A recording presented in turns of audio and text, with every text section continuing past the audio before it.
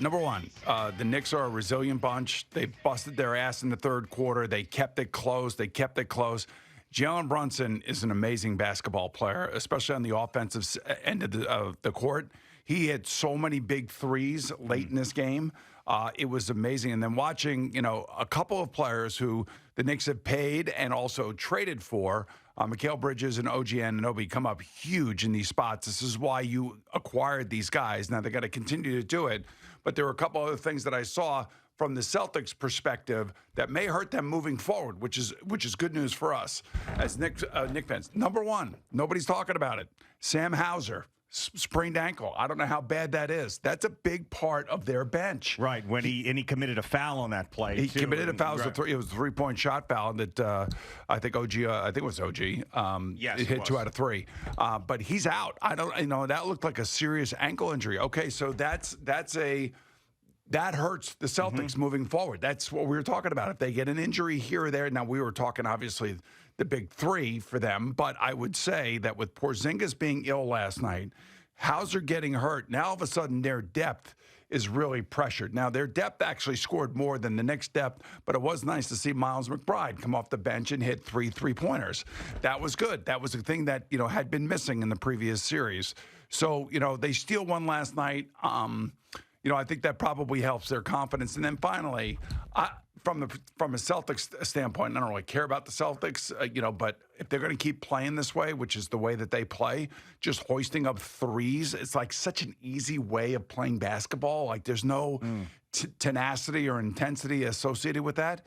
And if they're going to miss the amount of shots that they miss 75% of their 3-pointers. Yeah, I don't think that's going to happen again. That's what I'm saying. That's insane. But more importantly for the Knicks moving forward, number one is I'm sure Porzingis will be healthier come Wednesday. I'm sure they're giving him IVs and everything else. I don't know, man. He's been dealing with this for a majority of the season, and it's been this recurring illness. So I don't know if it's such a lock that he's going to come back and be 100% because this has been bothering him most of the year. All right, so if that's the case, then that's another break for the Knicks. But the Sam Hauser thing is huge, and nobody's talking about it. That's a big loss for them. He plays a lot of minutes, comes off the bench. He's part of that second wave of Boston Celtics players like Peyton Pritchard, and and the fact that he went down, that now cuts into their depth, and now everybody's playing a little bit longer. And I think also when you take a look at the NBA playoffs, 3 road teams stole game 1. And I would say that they stole game 1 just simply because the other teams were sitting around for about a week waiting to play. So whether or not this will continue, that's anybody's guess. But I think the fact that you have already an injured Boston Celtic player and Porzingis ill for whatever it is, to me, that's the opportunity. The door is open now. The opportunity is there for the Knicks to see if they can win this series. I don't necessarily know that I would have felt that way if a couple guys didn't get hurt last night. Well, we said over and over again throughout the entire season, even during the Pistons series, give us a reason to believe that you could beat this team. And 2 things happened. And the Knicks played well enough and came back and gave us a reason. And also some of the injury things that happened last night with Hauser and Porzingis giving us a reason. And Reggie Miller was bringing up a lot of the time. It kind of reminded me or made me think that Reggie Miller has more information on Jaylen Brown being hurt than he wants to say, and he's just dropping these little hints like, he's really not elevating as much as he usually does. If you watch him here, he just doesn't look the same. And so he may not be 100% as well, and that's the type of stuff that you're going to need to be able to beat the Celtics is a record-setting, horrible night from 3 and injuries. And I have to say that OG Anobi is the second best player on this team, and I don't even think it's close. I love this guy. Karl Anthony Towns is supposed to be the second best player on this team. OG Anobi, with his defense, his clutch threes, the way that he carried that team offensively without Jalen Brunson during the regular season, this guy, I could not love him more. And this is why the Knicks traded for him and gave him the huge contract. Yeah, and by the way, Mikal Bridges, who we've been all over, and rightfully so. This guy was playing like this was the last basketball game he was ever going to play in his life last night. Defensively, every single minute, maximum effort from him. So all the respect goes to Mikal Bridges as well. When you and I were texting each other in the first half, it was missed free throws, it was turnovers, and it was missed shots. Those things are driving us crazy. And the Knicks players have got to realize, Mitchell Robinson is a guy that needs to throw the ball to him underneath the basket or, alley-oop it to him. You can't throw baseball passes to him. He's like an offensive tackle running down the field and you're trying to throw him a pass. I mean, he can't. That's just not his game. Yeah. His game is in around the basket and a little bit of help on defense. And I did get a little annoyed last night with the hack and Mitch thing because it really is bothering me. I was going to send you a text. I don't think I did. I don't know. Not with Mitchell Robinson. Right. So I was going to send you a text. Man, they need to get rid of this guy. They're going to get killed. But at the end of the day, when you look at the statistics in this game, he was a plus 13. Yeah, I mean, and two things I don't think are going to happen again in this series is the Knicks being that bad from the free throw line and the Celtics being that bad from three. I can't imagine that that's going to happen again. Although, if Mitch is out on the floor as much as he was last night and they keep doing what they were doing and putting him on the line, then they may have that horrific free throw percentage. But it was amazing. You went from a game where they were getting boat raced and blown out to a game where you're like, they can't lose this. They can't blow this game.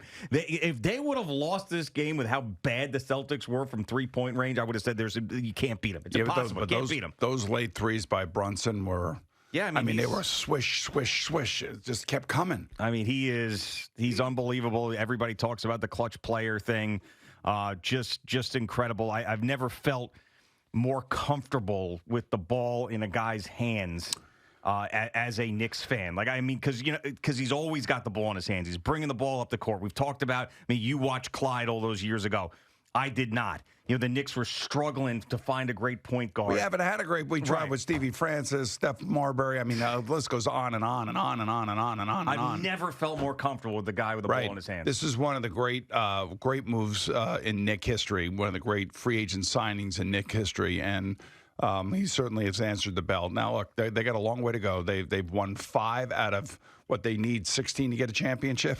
And like I was saying yesterday, 1 possession, 1 quarter, 1 half, 1 game. And you just never know how these games are going to play out. And to their credit, in the third quarter, they were amazing. I mean, they just kept hanging around. And then Boston kept missing shots. They were getting rebounds. And then all of a sudden, Jalen heated up. And Anobi heated up. Mikal Bridges hits a huge 3. I mean, that whole turnaround was predicated on how well they were playing defensively. They were all over the place. They were giving maximum effort. They were closing out on the three-pointers. They were making sure that when they played their best defense, it was to defend the 3, and they were giving up a little bit more when the Celtics wanted to drive to the basket. And that mentality and that strategy ended up working for them. Do you know the Knicks actually made more three-pointers than the Celtics did? Yeah, with the Celtics shooting 61 of them, right? Yeah, so the Knicks buried 17 three-pointers. The Celtics buried 15 three-pointers. They missed 45 three-pointers, obviously an NBA playoff record. I mean, to me, the three-point shot, as I've often said here a million times, is easy basketball. Unless of course, you got to cross over, throw it through your legs, and then fall back and get yourself away from somebody like Jalen Brunson seems to do a lot these days. Yeah. Which is really a testament to his shooting prowess and his ability to do it in the biggest spots.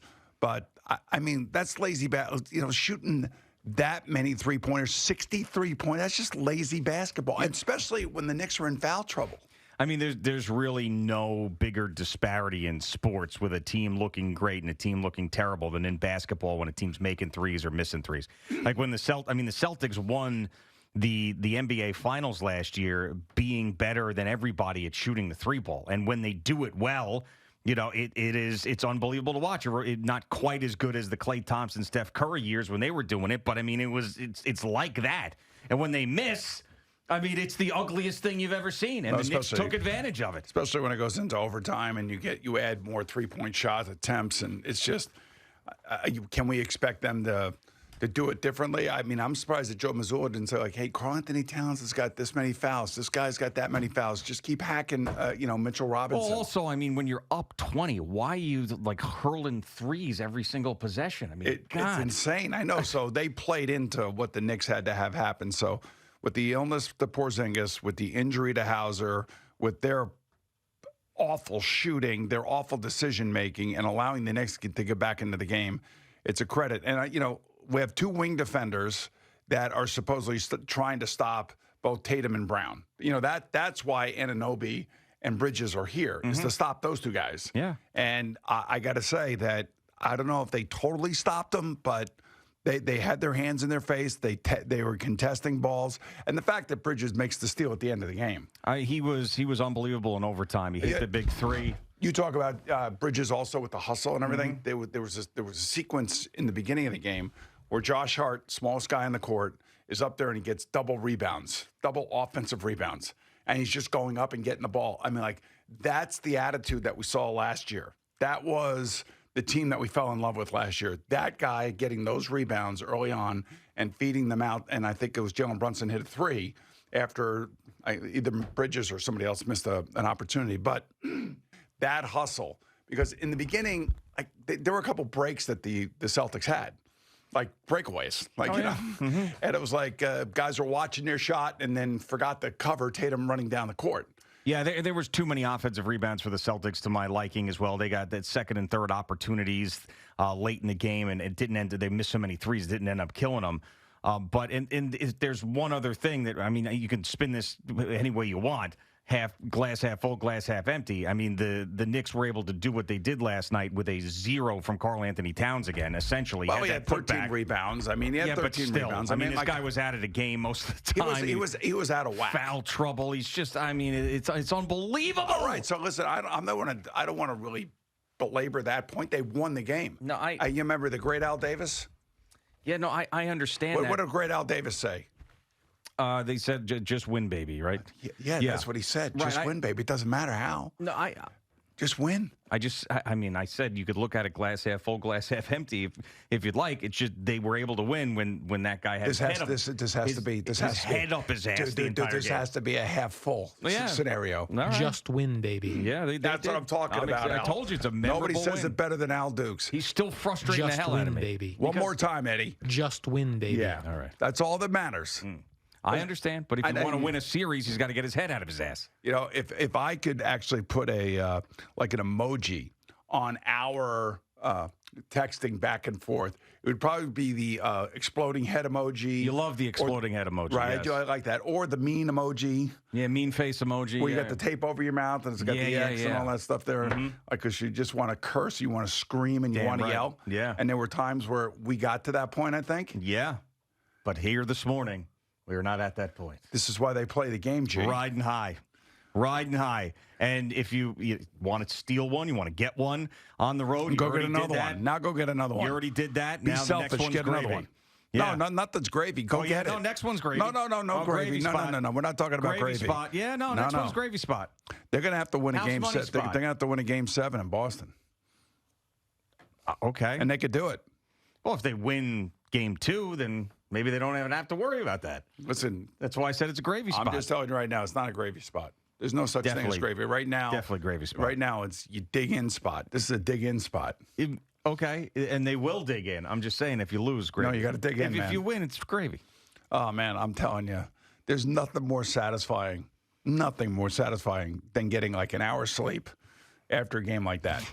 I swear to God, there's not. But the game ended at like 9:55. Why would you only get an hour's sleep? Because I'm like jacked up. You expect me to fall asleep right after that? Well, I expect you to fall asleep before 3 a.m. Whatever. I was tossing and turning. It's unbelievable. What do you mean? Well, it's just not healthy. Yeah, I know, but it's. Let's face it, as Knicks fans, we haven't had moments like this, many of them. Yeah, we've been very unhealthy as a fan base for I'm a just long thinking, time. by the middle of next week, I don't know where we're going to be, but right now, I just want to enjoy it.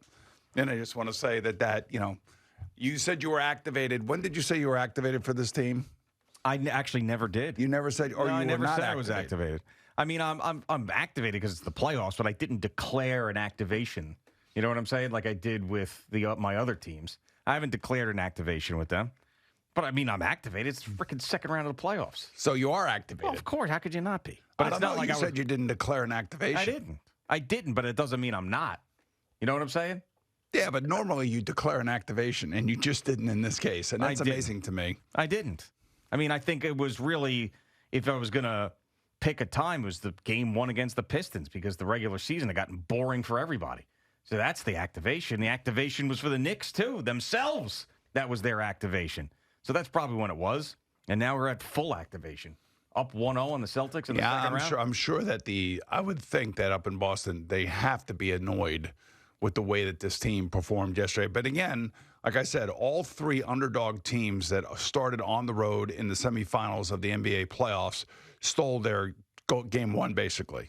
OKC lost, Cleveland lost, and Boston lost. The three best teams in the NBA all lost their opening round or opening game in the second round. Yeah, 7-game series. We'll see who prevails. Now, the question is, can Golden State do it to Minnesota tonight? Sure. Why not?